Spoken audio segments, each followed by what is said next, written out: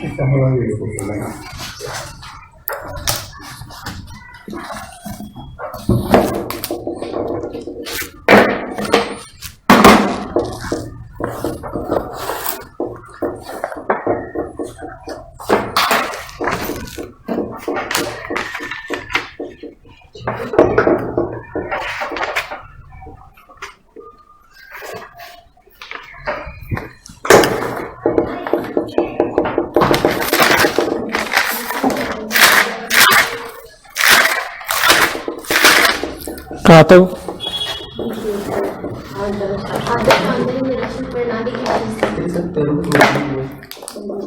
आदर्श आंतरिक निरीक्षण की विशेषताएं होगी। लिखिए आंतरिक निरीक्षण के लाभ।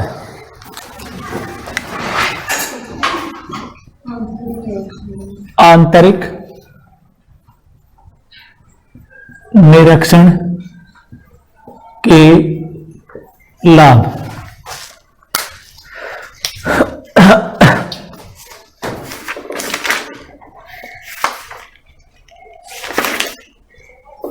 पहला लिखो कर्मचारियों का सावधान होना।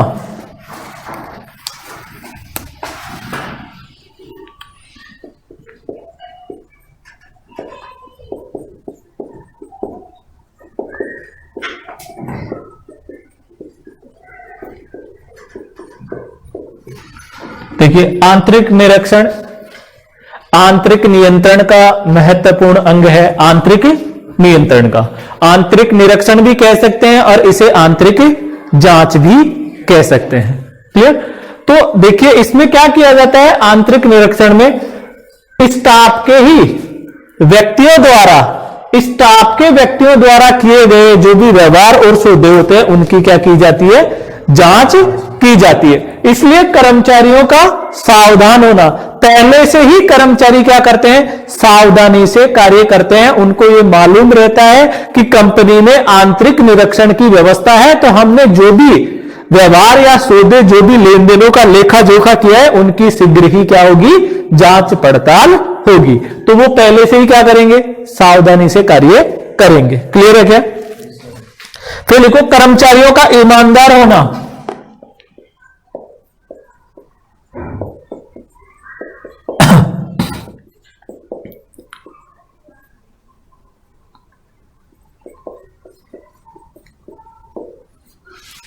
कर्मचारियों का ईमानदार होना, इसमें क्या होता है कि प्रत्येक कर्मचारी के कार्य की शीघ्र ही क्या हो जाती है, जांच। जैसे ही वो कार्य करता है उसकी जांच हो जाती है। तो कर्मचारी क्या करते हैं, ईमानदारी से कार्य करते हैं। नेक्स्ट, संपूर्ण वातावरण पर नैतिक प्रभाव। संपूर्ण वातावरण पर नैतिक प्रभाव। संपूर्ण वातावरण पर नैतिक प्रभाव।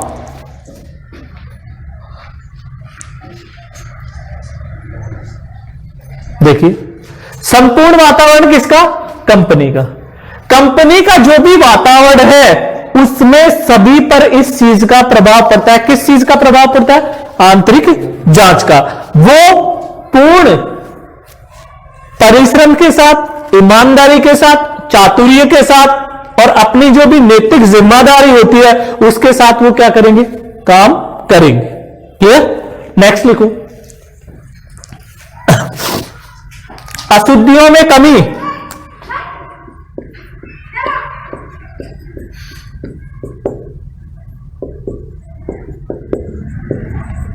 अशुद्धियों में कमी।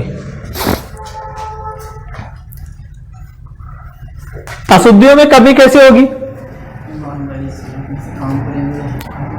प्रत्येक व्यक्ति क्या करेगा, सावधानी से कार्य करेगा। सावधानी से क्यों कार्य करेगा? क्योंकि जो भी उसने कार्य किया उसकी तुरंत ही क्या होगी, जांच होगी। क्लियर? तो अशुद्धियां अपने आप ही क्या होगी, रुक जाएगी, कम हो जाएगी। नेक्स्ट लिखो, छल कपट में कमी।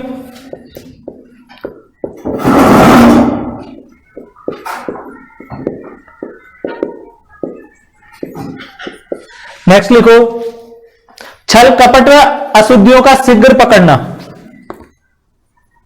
छल कपट एवं अशुद्धियों का शीघ्र पकड़ना।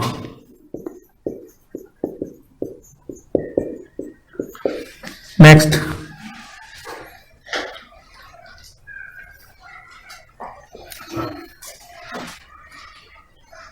अंतिम खातों का शीघ्र तैयार होना।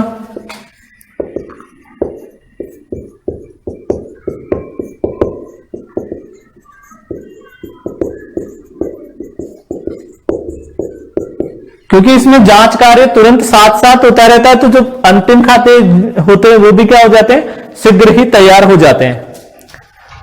अंकेक्षण को सुगमता।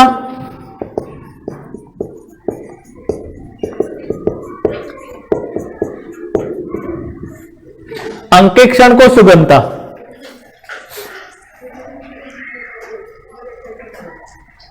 अंकेक्षण को सुगमता कैसे होगी? देखो इधर देखो, ये कंपनी। क्लियर? कंपनी में आपने काम क्या कर रहे हैं, कर्मचारी। लेन देनों का लेखा जोखा।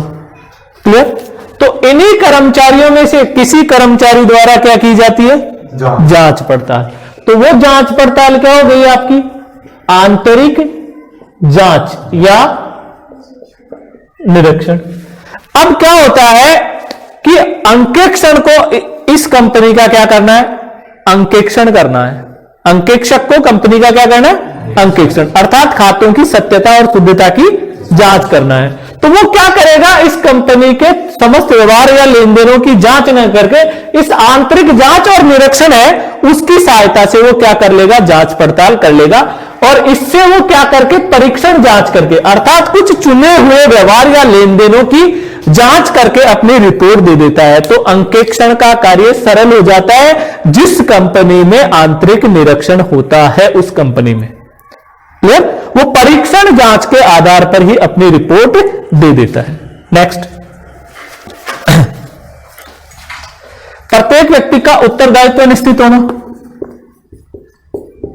प्रत्येक व्यक्ति का उत्तरदायित्व निश्चित होना। प्रत्येक व्यक्ति का उत्तरदायित्व निश्चित होना। आंतरिक अंकेक्षण का कार्यक्षेत्र।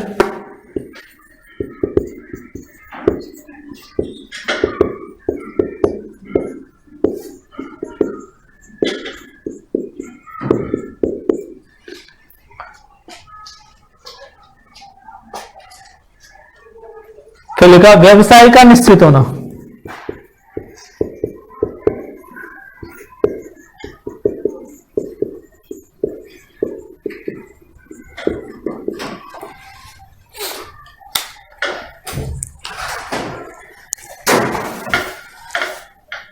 व्यवसायी कौन होता है, जो भी जिसकी कंपनी है, जो व्यापार, तो व्यवसायी क्या होता है, जो भी मालिक है वो निश्चित होकर क्या करता है, काम करता है। कहने का मतलब उसको अब कोई लेखा जोखा रखने की कोई समस्या नहीं रहेगी, क्योंकि उसने क्या अपॉइंट कर दिया, आंतरिक जांच या निरीक्षण की व्यवस्था कर दी।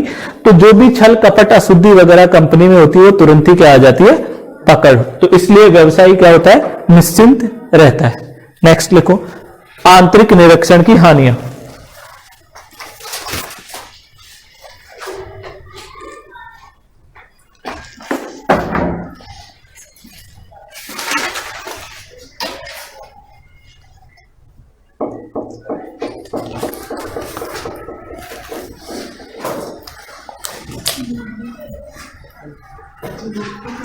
आंतरिक निरीक्षण की हानियां। पहला लिखो, अधिक खर्चीला।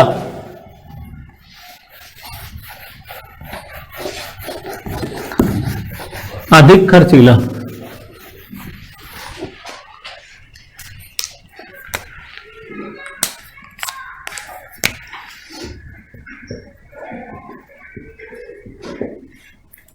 नंबर 1 अधिक खर्चीला।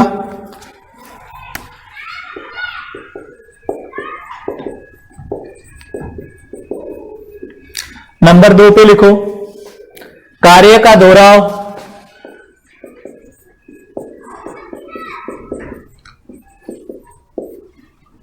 कार्य का दोहराव। नंबर 3 स्वामी का लापरवाह होना।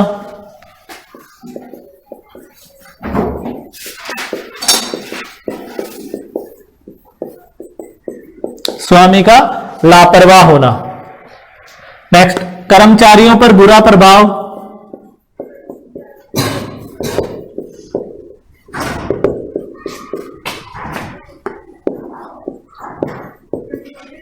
कर्मचारियों पर बुरा प्रभाव।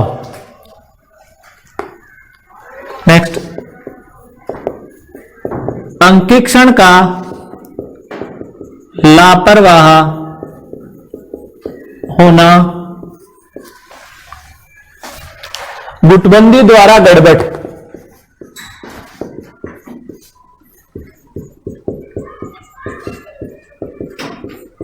गड़बड़ी या गड़बड़।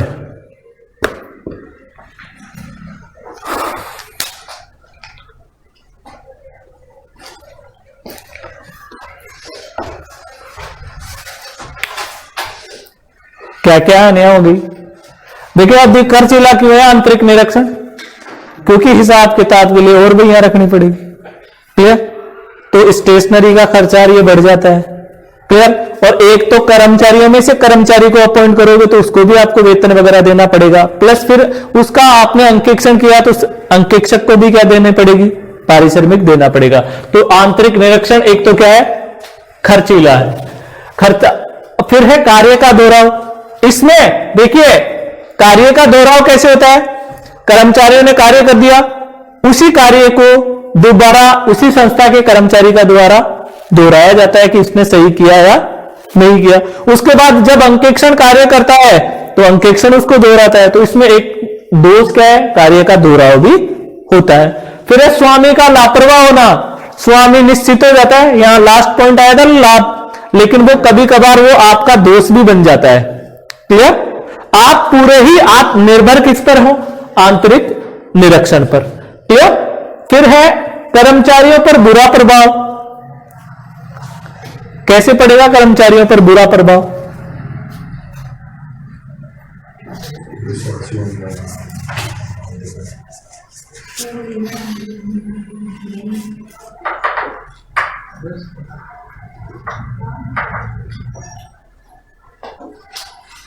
कर्मचारियों पर बुरा प्रभाव,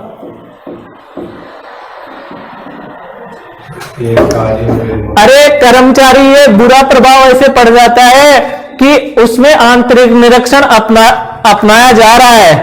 क्लियर? तो वो कर्मचारी ये सोचते हैं कि हम प्रजा हैं, वो राजा है,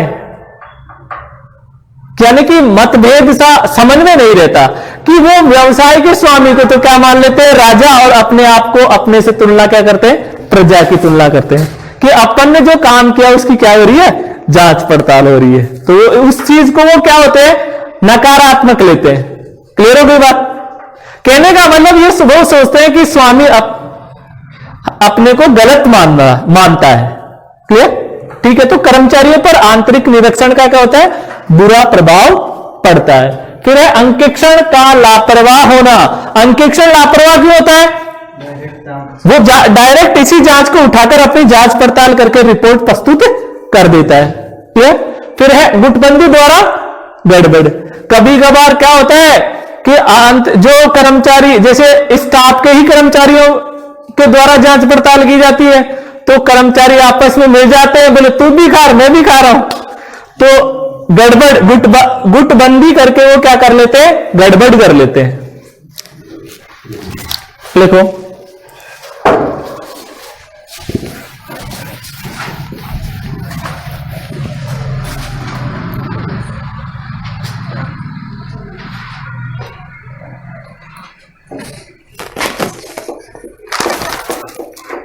लिखो, एक नोट लिखो, आंतरिक निरीक्षण नोट।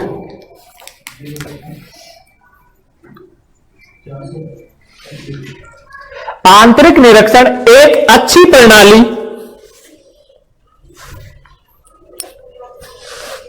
अंकेक्षक के कार्य को कम करती है, अंकेक्षक के कार्य को कम करती है, लेकिन उसके उत्तरदायित्व को कम नहीं करती, लेकिन उसके उत्तरदायित्व को कम नहीं करती।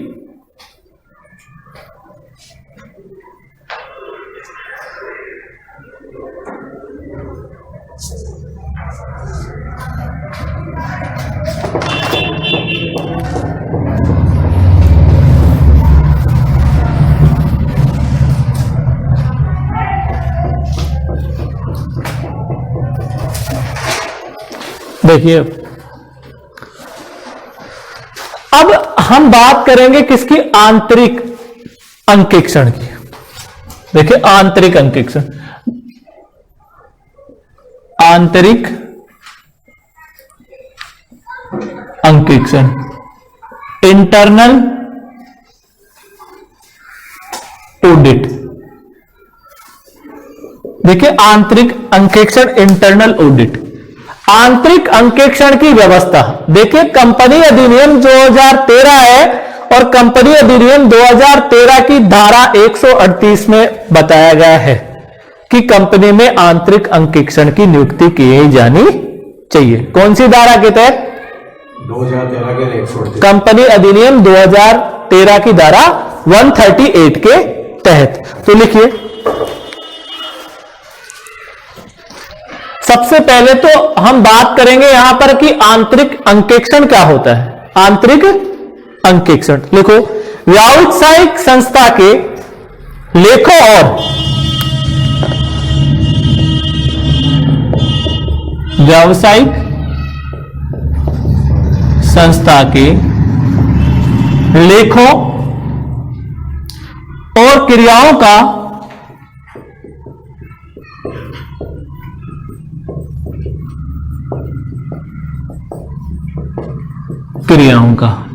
क्रियाओं का पुनर्निरीक्षण है।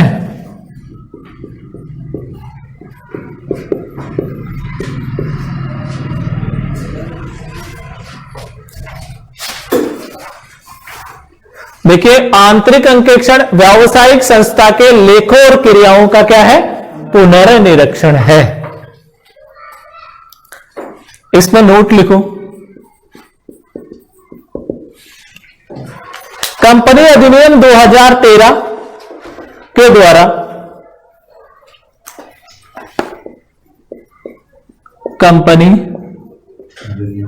अधिनियम 2013 के द्वारा ऐसी निजी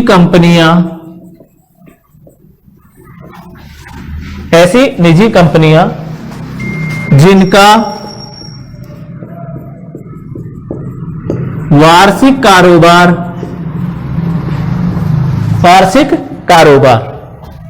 200 करोड़ से अधिक, 200 करोड़ से अधिक है या 100 करोड़ से अधिक के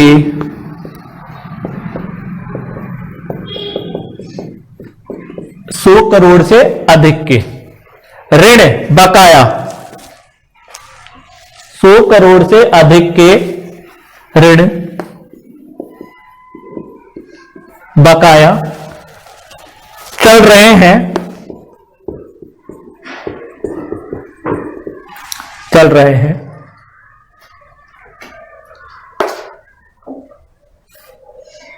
तो आंतरिक अंकेक्षक की नियुक्ति, तो आंतरिक अंकेक्षक की नियुक्ति, आंतरिक अंकेक्षक की नियुक्ति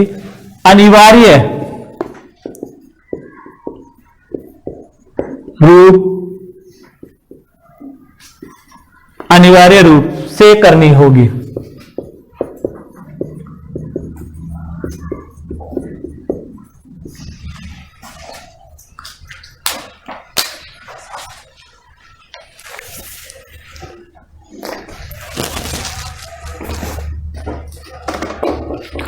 देखिए, व्यावसायिक संस्था के लेखों और क्रियाओं का पुनर्निरीक्षण।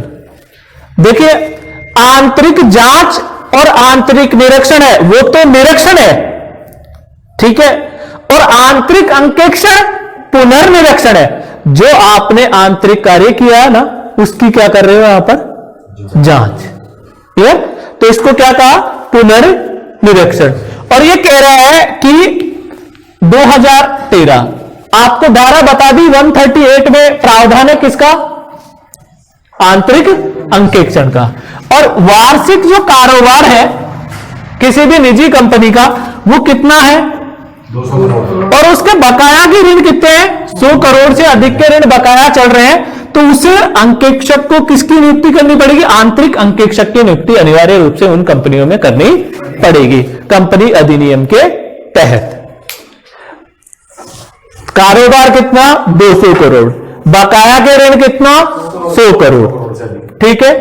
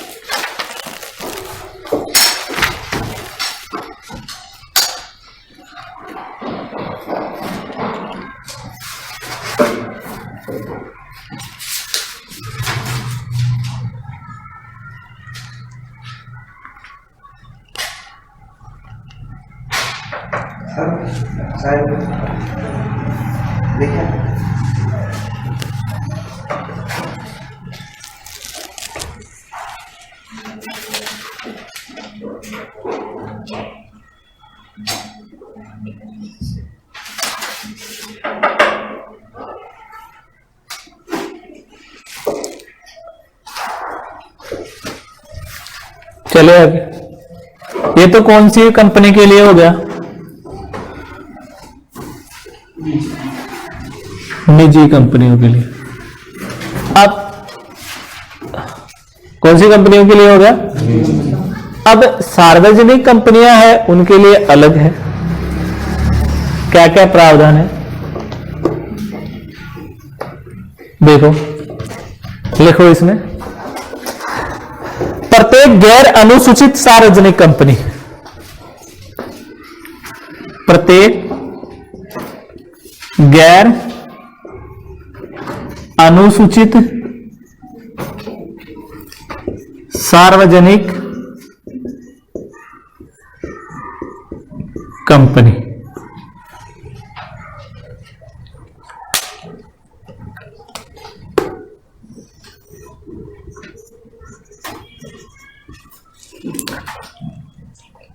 देखिए प्रत्येक गैर अनुसूचित सार्वजनिक कंपनी में 4 चीजें देखी जाती है। देखिए निजी कंपनियों में तो क्या, वार्षिक कारोबार एक, और एक क्या देखें आप, बकाया ऋण। ठीक है, तो इसमें तो देखो एक तो बिक्री या कारोबार तो है ही, बिक्री या कारोबार, बिक्री या कारोबार, फिर एक बकाया ऋण भी आएगा।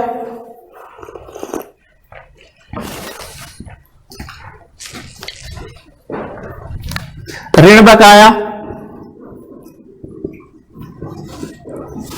अब ये तो सिचुएशन वही है, देखिए ये दो चीज तो क्या है, सेम ही है, जैसे निजी कंपनी थी वैसे ही। तो कारोबार यहां पर भी कितना, 200 करोड़, और बकाया ऋण 100 करोड़। अब दो चीज नहीं है, एक तो प्रदत्त अंश पूंजी, क्या प्रदत्त अंश पूंजी, प्रदत्त अंश पूंजी है 5 करोड़ से अधिक।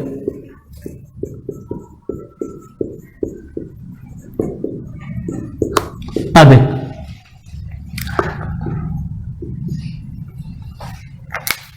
प्रदत्त पूंजी कितनी है,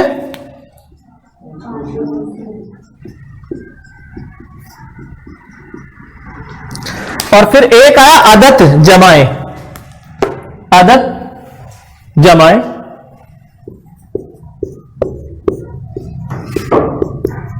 और आदत जमाए है 25 करोड़ से अधिक।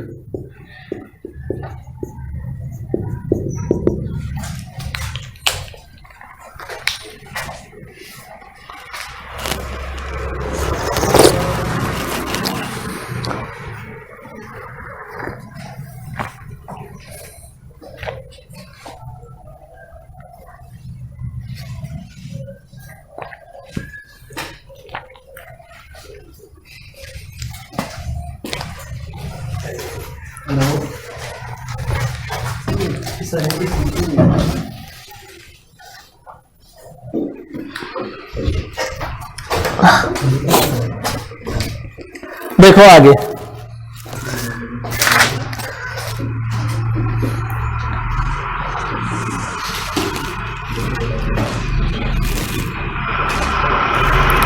आंतरिक अंकेक्षक की योग्यताएं।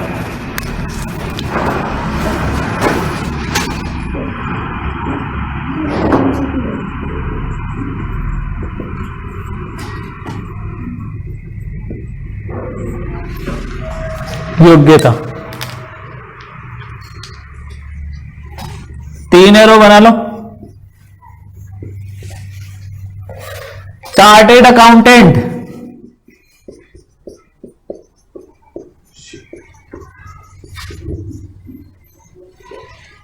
लागत लेखापाल,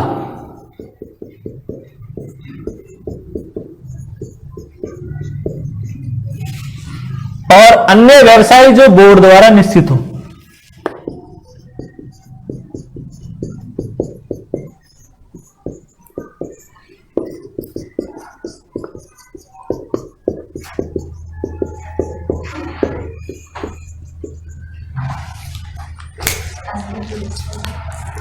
जो बोर्ड द्वारा निश्चित हो।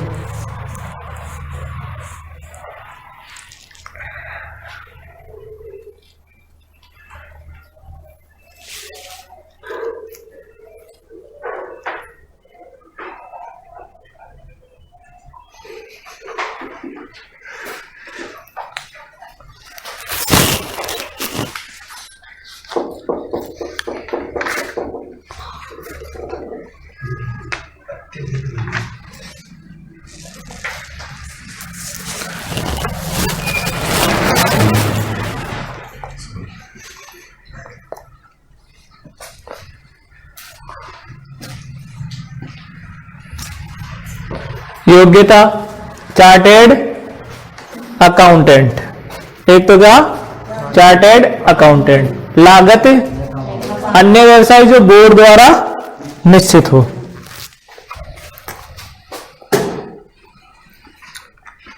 फिर लिखो आंतरिक अंकेक्षण विभाग की आवश्यकताएं।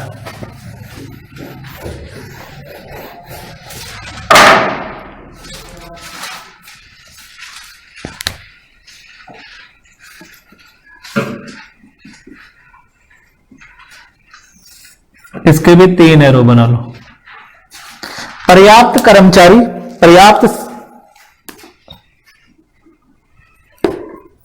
पर्याप्त कर्मचारी, योग्य कर्मचारी और पर्याप्त स्वतंत्रता।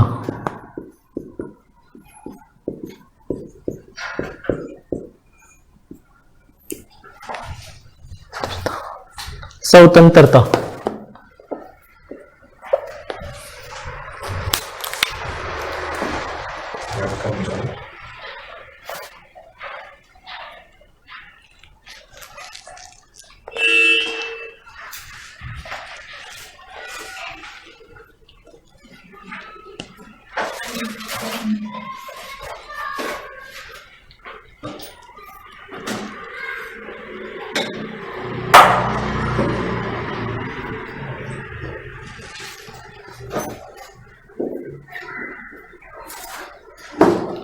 देखो, आंतरिक अंकेक्षण की आवश्यकता, अंकेक्षण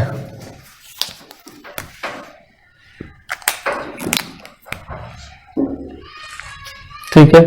देखिए क्या क्या विशेषताएं होनी चाहिए आंतरिक अंकेक्षण करने के लिए। क्लियर?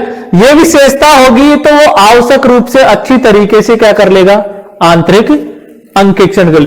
एक तो पर्याप्त मात्रा में कर्मचारी हो उसके पास, दूसरा वो कर्मचारी क्या हो, योग्य हो, उन्हें अंकेक्षण प्राविधियों का अच्छे से ज्ञान हो, और तीसरा आपको उनको क्या मिलनी चाहिए, पर्याप्त स्वतंत्रता।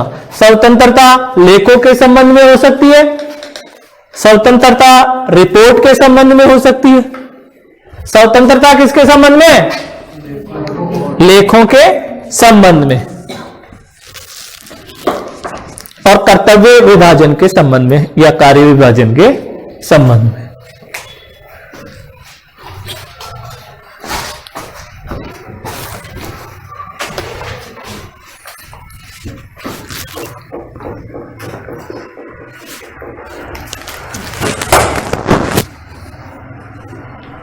सर ये किस बात की माने आपको सर? बताइए ना।